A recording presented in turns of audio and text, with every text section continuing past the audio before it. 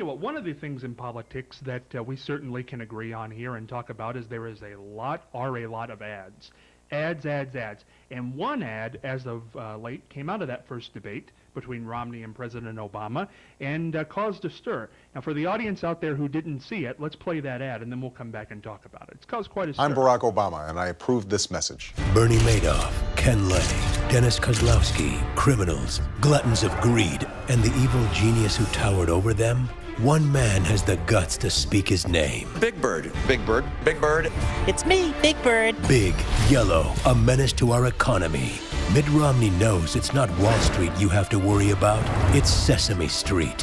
I'm going to stop the subsidy to PBS. Mitt Romney taking on our enemies no matter where they there's nest. a political ad for you, like the likes of which I don't think we saw on President Harding's day. Since that, Romney's campaign is really saying that is despicable, and Children's Television Workshop, who owns Sesame Street, has asked the Obama campaign to take that down. They said Big Bird is not political. What do you think, Charlie? I think so, too. But, of course, Romney is saying now that Obama thinks more of Big Bird than he does the nation's economy, and goes on and on and on. Well, let's try to look at the ad. Was the ad wrong, in your opinion? Well, yeah.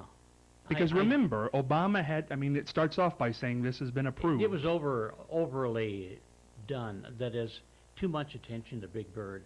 It was, well, how do you put it? It was Big Bird, of course, is known by everybody, and especially the kids. Oh. And I like Big. I've often wondered too.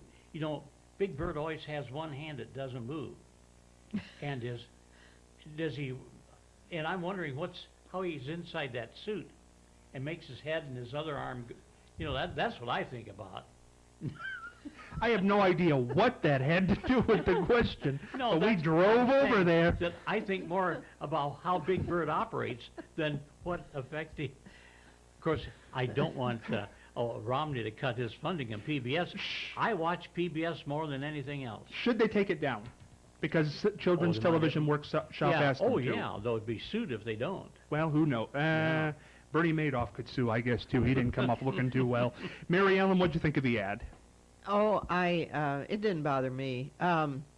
I'll tell you, I thought Michelle Bachmann had the best approach to Big Bird of anybody, where she talked, that's education, and she said they're trying to do away with a thing that's a good educational tool, and I liked her approach to it, and I think she's doing a fine job out there, by the way, and I think Bill Clinton's doing a fine job, too. Do you think if Children's Television Workshop says we want you to take that down, that they should? I don't know. I can't say they should or they shouldn't. It doesn't make any difference to me.